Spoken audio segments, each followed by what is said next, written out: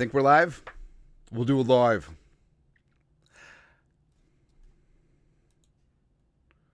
What?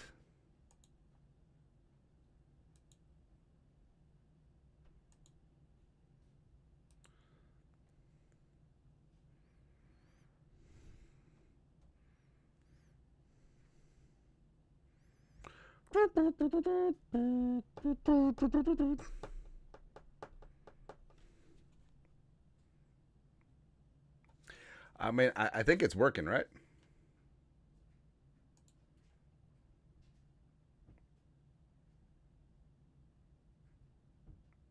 All right, what's going on, Jerome?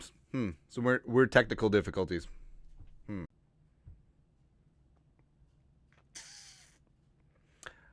I don't like the new setup. All right. I think we're live. I think we're streaming. What's going on, Jerome's? So the NFL schedule release is tonight, and what's interesting, kind of stupid. I mean, how many people are actually watching the televised version on NFL Network and ESPN2 who don't know the schedule? Because I feel like every team's schedule was leaked before noon today, and also it's so funny. Having knowledge of when the games are going to be played, because there's lots of ways that things leak, right? So social media teams have been working on the schedule and their content for the release for weeks, if not months at this point. I'm sure the schedule has been set in stone for probably at least a few weeks. And, of course, teams have travel arrangements. Players already know the schedule. So there's lots of different ways for things to leak out. And it is such a low-stakes insider information. Like, I know when the Vikings are going to play the Cardinals. Okay. But props to our guy, Purple Persuasion. Did some amazing things gathering all of the leaks, and this is what we're looking at. So Minnesota Fine Vikings opening up a week 1 against the New York Football Giants. Now, this is still technically unofficially official until we'll see it on the old social medias, but it's good enough. It's good enough, man. But Niners week 2. Oh, it's official. All right, so let's double and triple check. And all right, so week 1 at Giants. Week 2 hosting the Niners. Week 3 hosting the Texans at the Packers versus the Jets in London. Bye. Lions at Rams, Colts at Jaguars, at Titans, at Bears versus Cardinals, Falcons, Bears, oh my. Cardinals, Falcons, Bears at Seahawks, Packers at Lions. And then postseason versus the we'll see when we get there, man. But it's good times, and it feels like the NFL is so good at just giving you just a little bit to get you through the offseason, because let's be honest. So I'm sure that the NFL schedule announcement shows will do numbers. Like, will they do higher numbers than the World Series, like baseball World Series? It's great. Well, I say baseball World Series not to sound like an idiot, but of course the World Series of Poker, which I'll be out there, maybe playing a little cash. I'm not really a tournament guy. Nah. But the Vikings. So I understand, like, people are saying, like, oh, this is a third place schedule. Look at how tough this is. Sylvie, what's up? And via like the over under totals that Vegas has on teams, the Vikings have the 5th hardest schedule in the league, which is what it is. But of course, every single team, every single season is different, and teams that look like nail drivers at the start of the season, things happen. Like, chemistry isn't there. Sometimes there's an injury / alien abduction. Sometimes coaches are ass, thank you, and just like hopes down the drain. And so the Vikings, their over under for wins this year is 6.5, and I'm actually okay with that, because I'm entering the season with the Vikings with the highest hopes that I've had in a long time, because you have your quarterback of the future in-house, top 10 pick, number 1 over highest quarterback drafted in team history, as well as you have youth all over the place. Jefferson, Addison, Hawkinson, Dallas Turner, Ivan Pace Jr., Jonathan Grenard, AVG, Blake Cashman outside. How about that? Darisaw. So even if this year is more of a building year, kind of a redshirt year, I mean, the future is insanely bright. Go up, Sylvie. But also, as the Texans showed last year, I mean, just because you're young and just because you have a rookie quarterback doesn't mean that you can't get things done. So high hopes. And so we've been thumbing through the comments. So there's been a lot of, well, I've been a Vikings fan for 50 years and they're garbage. And it's always funny to me too. It's like when people point out how long they've been a fan, it's like it makes it's like a badge of honor. Just like, look how long I've been a fan of this jabroni team. Okay, I get it. I mean, sure, you've seen some things, but also. So I've been a Vikings fan. All right, so we'll say from age 5, because before 5, like who gives two hoots about sports? So that would be 33 years of cheering for the stupid team. But guess what? I am fully cognitively aware that there's Vikings fans much younger than I have been cheering for this team a lot less time than I have that is a lot smarter than me. So don't get me wrong. Again, just because, so there could be like an uber smart Vikings fan that knows ball, who's only been a fan a couple years, and I could be like, I've been a fan for 33 years. My opinion is more important than yours. Nah, nonsense. Plus, they should start their own channel. That's all. Let us know where you're watching from. We'll give a couple of shout outs. That's right. So, thumbing through this schedule. So, Vikings at Giants. Okay. I mean, you know what happened week 1 last year on that garbage turf with Aaron Rodgers, but knocking on all the wood.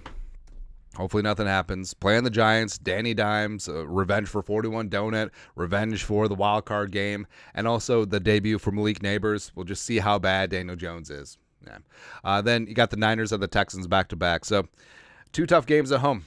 Kicking things off at US Bank Stadium. The Niners, the reigning, defending, alleged NFC champions. You got Brock Purdy coming in. And, hey, Brock Purdy and J.J. McCarthy are both starting. Spider-Man pointing meme.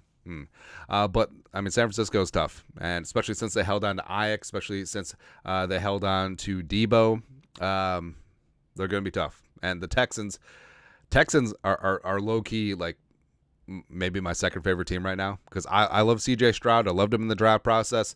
I thought it's very unfair when people in the draft process were saying like, oh, well, I mean, he can't comprehend a playbook because he did bad in this one specific cognitive test. Shut up.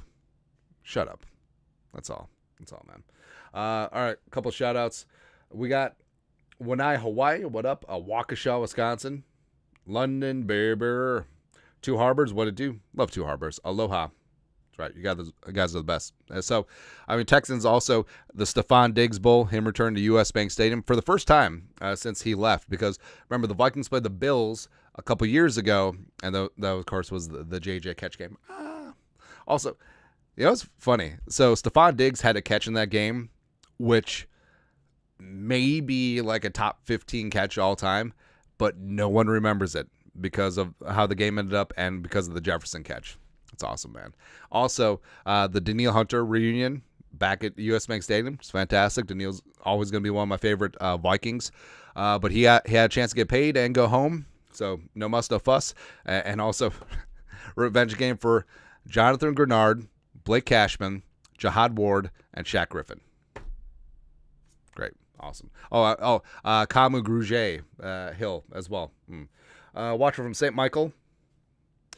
I know a lot of people bought houses in St. Michael, even though it seems kind of out there, but you get a lot of house.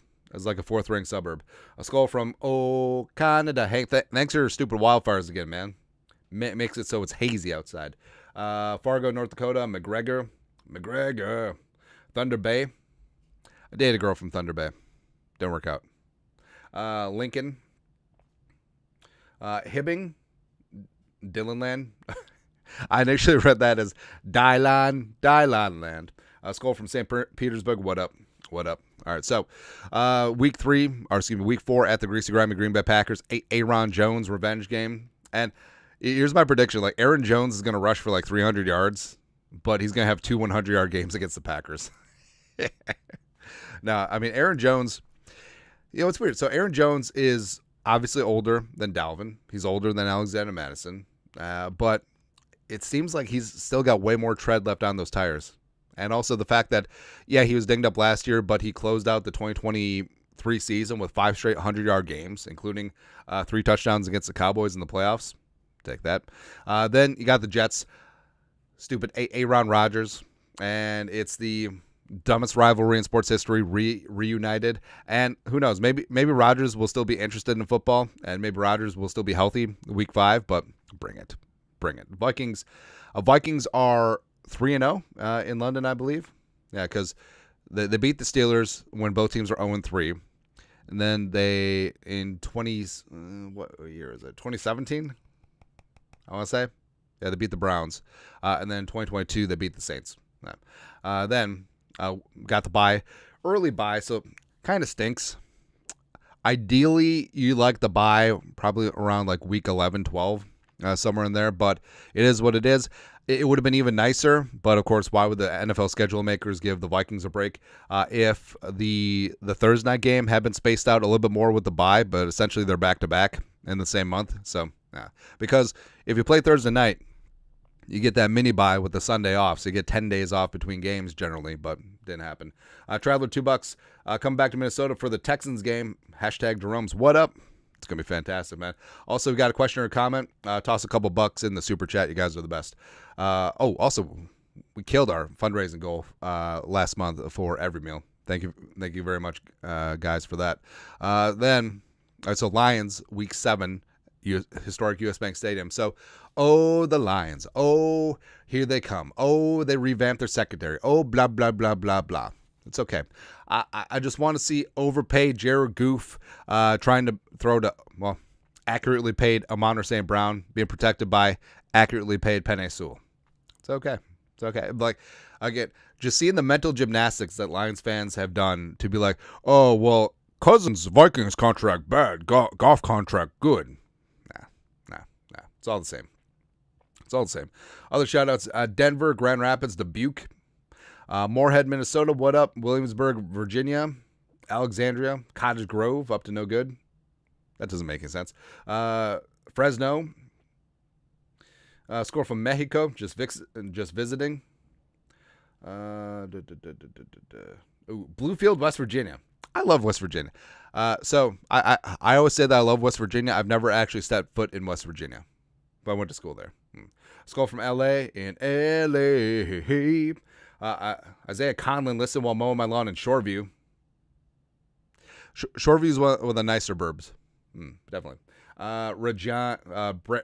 Brian Scredden, Regina, Saskatchewan. I need to find a new Regina. What? Minneapolis, Visalia, California. Love your onions. Virginia Beach in the house. River Falls. I almost went to River Falls, but before taking my talents to the Harvard of the Midwest, Winona State. That's right. So where the hell were we? Week 8 at the Rams. And again, so I have the NFL schedule release on in the background, but I mean, who's actually gleaning any information from that? Or maybe that's just me being a dirty millennial. Just like, we saw it on Twitter like months ago. Oh, hold on. The Vikings released their draft video. Can we play this? I better not. Hold on. Yeah, because their schedule release video last year was awesome. With the whole drone thing. That was cool. But I remember 2019, it was Paul Allen reading haikus. Nah. All right, so week 8, short week at the Rams, Thursday Night Football. The Kevin McConnell, nailed it. The Kevin O'Connell, Sean McVay Bowl. The apprentice versus the teacher. The teacher versus the pupil or whatever. But, the Rams without Aaron Donald, or hell, maybe Aaron Donald will be back by then. I fully believe that if the Rams make a playoff run, Aaron Donald will be back. Yeah. But Stafford, last gas. See. Colts at home, November 3rd. I actually really like the Colts. I think that they're going to be super. I think that they're going to be super sneaky. So love me some Anthony Richardson. Love the A.D. Mitchell pickup. I love Pittman. And I think the Colts are going to be sneaky good. And maybe Jonathan Taylor can actually stay healthy for a hot second this year. So maybe. Next is a run of 3 road games. Actually, 4 out of 5 games on the road between weeks 8 and 12. Jaguars, Duval. You never know which Jaguars team is going to show up. And you never know which Trevor Lawrence is going to show up. And also, this is the Brian Thomas Jr. Dallas Turner trade game bowl. Then you're at the Tennessee Titans. Will Levis, we after that ass if he's not benched by week 11. Then you got the Bears, first crack at Caleb Williams. And also it is a short week for the Bears as they're playing on Thanksgiving, which we'll get to. Arizona coming on in. Marvin Harrison Jr. It's going to be a ton of fun. Falcons, the Kirk Cousins Bowl, week 14. People get so mad when we say the Kirk Cousins thing. Probably night mode for the first time. Oh, the tees in black uniforms? Woo, baby. Baby, I kind of like it. But yeah, Kurt coming back into historic U.S. Bank Stadium if he's not benched by week 14 for Penix. Then you got Caleb Williams, Monday Night Football, the Vikings' only Monday Night Football appearance. And they actually only have 2 primetime games, which I don't mind. I really don't mind. Just for my sleep schedule, selfishly, at Seahawks, because we always play in Seattle. Then you got the Packers at home, and then you're at the Lions, which, again, is this going to be for the division? No, Vikings have the division wrapped up by week 14. So, top 5 games of 2024, Ravens, Steelers. Which one? Chiefs at Niners. That's going to be pretty good. Bears at Packers. Which one? Niners at Dolphins. Who made this list? Ravens at Chargers, whatever. Harbaugh Bowl, whatever. So international games. So the opener is Ravens at Chiefs. And then Friday, down in Sao Paulo, it's going to be Packers and Eagles. Now, yes, as we said, every single Packers and Eagles fan should go to Brazil. And then all of a sudden, isolationist policy. Close the borders, we're done. And we just make this country and continent that much better. But also, it's interesting because the stadium that they're playing at, Corinthians, like apparently their rivals wear green, so they don't allow green in the stadium. It's going to be funny. It's going to be an international incident because nobody speaks Portuguese amongst Packers and Eagles fans. Then the 3 London games. All right, so Vikings versus the Jets. Vikings versus Jets, week 5. Sure. I mean, at Tottenham, whatever. Then you got the Jaguars playing their annual, 2 home games, one against the Bears, one against the Patriots. That it really doesn't move the needle. Like, we're exporting Caleb Williams and Drake May, sure, okay. And Germany, I feel like the Germans are being punished because 2 years ago they had Tom Brady, and now they get Giants and Daniel Jones versus the worst team in the league from last year. Now, I do think that the Panthers could be improved, but do they go from 32 to 30? Hey, remember, Adam Thielen signed there to win Super Bowls. So, there you go. But just like, blah, blah. Yeah, it's no bueno. Thanksgiving. So, I love the Thanksgiving slate. And also, it's hard to imagine, like, when was the first night game? I want to say it was like 2009 or something like that, where they made a triple header because I remember as a kid, back in the day, it was the Lions hosting game and the Cowboys hosting game, and that's it. And then, I don't know, you watched TV, which who does that nowadays? But so 3 out of the 4 NFC North teams are going to be playing on Thanksgiving. Also, I'm really happy the Vikings aren't playing on Thanksgiving because selfishly, as someone who makes hashtag content, kind of sucks because you can't really enjoy festivities, if you know what I mean, right? And also spending time away from friends and family, but this is the business we chose. Whatever. But Lions Lions hosting the Bears, and then you got the Giants at the Cowboys. Which, who really wants to see this? Like, the Giants have 5 standalone games, whether in primetime or international or Thanksgiving. Who wants to see Daniel Jones in prime time? Who wants to see Daniel Jones in prime time? Nobody. And then you got the Dolphins and the Packers getting it on. It's going to be fun. That's going to be a good one. Hopefully the Dolphins just beat the piss out of the Packers one time. Come on, Mike McDaniel. Come on. Christmas Day. So a lot of people are upset about this because streaming on Netflix. Now, to watch every single NFL game, you'd have to get YouTube TV, Red Zone, ESPN Plus, Peacock, Amazon Plus, or Amazon Prime Video, and then Netflix. So, is what it is. So Chiefs and Steelers, Ravens at Texans. So last year, Was that a triple header on Christmas last year? Or am I off? But it doesn't matter. Either way, 2 solid games. Now, it's funny because Wednesday is the nut low, the absolute worst day possible for scheduling in terms of NFL games, but they're going to make it work.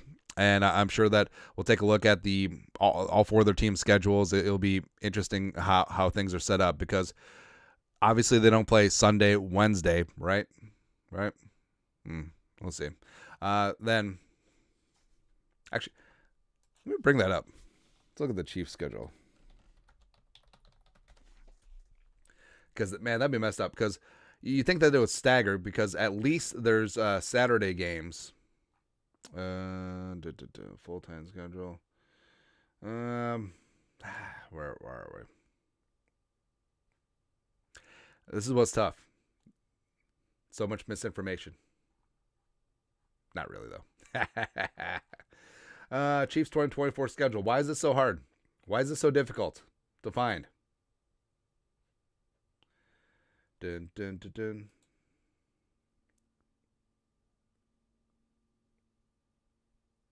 Okay, you know what? I actually don't care enough. Anyways, but yeah, Christmas Day, gonna be a good time. Stream on Netflix, and like we said, Netflix and also the Log Fireplace gonna be the highest rated things on Netflix that day. Travel $2. Mini and the Jets in London. Yeesh. Dumbest rivalry in sports history. The Jets also have a standalone game, which, I mean, it'll be fine until Rodgers' other Achilles just says deuces, or Rodgers just like, I don't want to play football anymore, and just walks away. So they have 2 Monday Night Football games, 2 Thursday Night Football games, 2 Sunday Night Football games, and they're in London. That's so stupid. Like, who wants to see the Jets? Yeah. Also, so teams are releasing their their schedule announcement, but this is a time when like social media teams just really shine. Like, a lot of creativity, love seeing it. But, I mean, the Chargers are really good here. So, the 2024 opponent says Pop-Tarts, which is good. So, Cardinals, Strawberry. Obviously, taking things easy on teams you don't really have beef with. Kirk Cousins and the Falcons. You got the Pop-Tarts chain, whatever. I got the Ravens, which... Crab legs? I don't know. You got the Panthers and then like the emaciated Pop-Tart from the Pop-Tarts Bowl, which is great. They better have the Pop-Tarts Bowl in the new NCAA football game. But just see the new college football game was like $150. Worth it. Bengals Skyline Chili Pop-Tarts, which I'm not going to lie, don't sound terrible. But so I wasn't really a Pop-Tart kid growing up. I was a toaster strudel kid, and specifically the breakfast sandwich ones. So the bacon, egg, and cheese, the bacon, egg, and sausage, or the sausage, egg, and cheese, the ham, egg, and cheese. Those were good. Those were fantastic, man. Like, those were like the proto breakfast sandwiches for a kid. It was great. Browns, just the crust. I don't get it. Again, division rival. So you got the Broncos. Frosted brown sugar cinnamon, a Walmart brand. That's great. That is really fantastic. You got the Chiefs. So you're dipping the Pop-Tart in ranch and ketchup. Ranch because of the Midwesternness, as well as ketchup because Mahomes famously eats steak with ketchup. Probably well done, and probably with milk. The Raiders, garbage.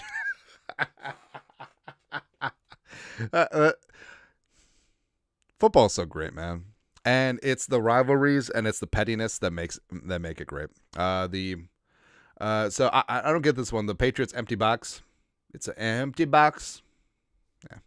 All right, so you got the Saints as the brown sugar cinnamon, but it's makeup.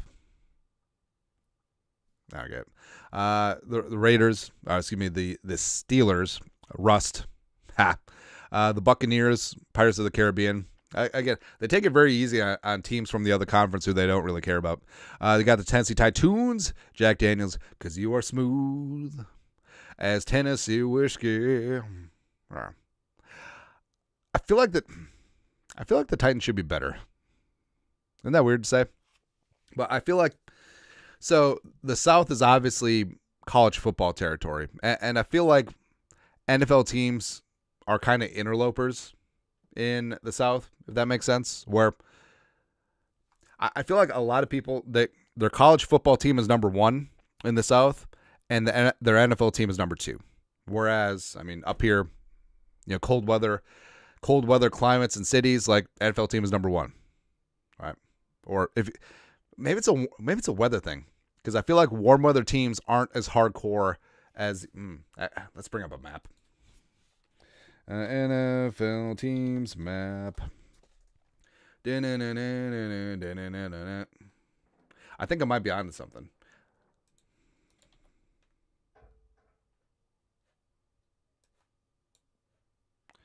Okay, that doesn't work. Enhance. So kiss it goodbye. Oh,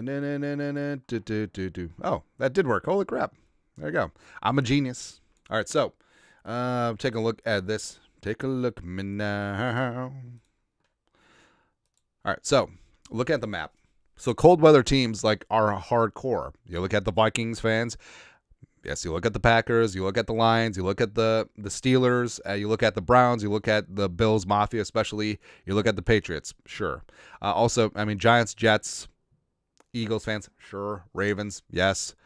Washington fans. Well, we're starting to get towards the South, but I mean, Commies fans were back in the day hardcore, right? And then all right, so the Chiefs fans are hardcore. Well, yeah. Well, it's easy to be hardcore when you have Mahomes, but I mean, Seahawks fans, I mean, before they got good, they're kind of whatever, but they've been good for a while, so yes. But then you look at the South. So, would you say Dolphins fans are hardcore? What about Buccaneers? Again, yes, there's outliers for every fan base. Every fan base is a bell curve, but some fan bases are more fat at the ends than others. But you look at the Cowboys. Sure, whatever. You look at the Texans, you look at the Saints.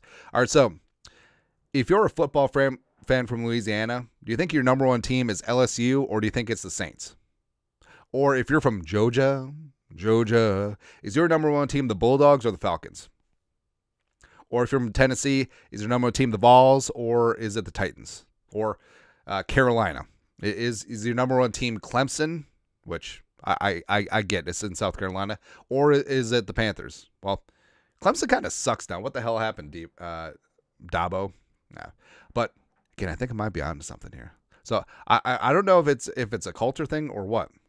Although there are outliers because Raiders fans are hardcore, especially Oakland. Yes. LA Chargers and Rams fans are sort of fly by night. Cardinals fans can be spotty.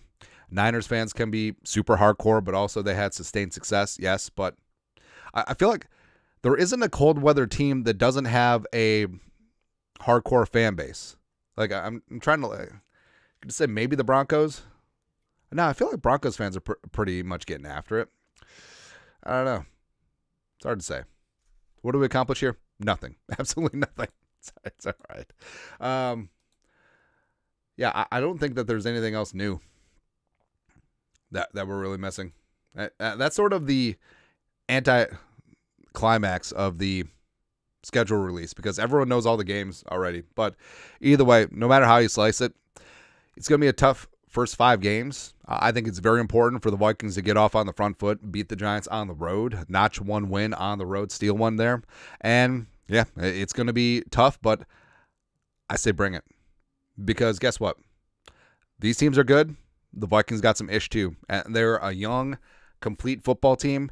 That Florida's defense is bringing hellfire all over the place. Whether it's McCarthy, whether it's going to be Darnold, he's going to be protected. He's going to be able to distribute the football. He's got a running game now with Aaron Jones and Ty Chandler. Kevin O'Connell's growing and showing as a head coach and a play caller and a leader. People are sleeping on the Vikings. They shouldn't. They shouldn't, man. No. Oh, rock hard. Vikings might start off 0-7. Please. Child, please. Anyways, that is it. That's the live stream for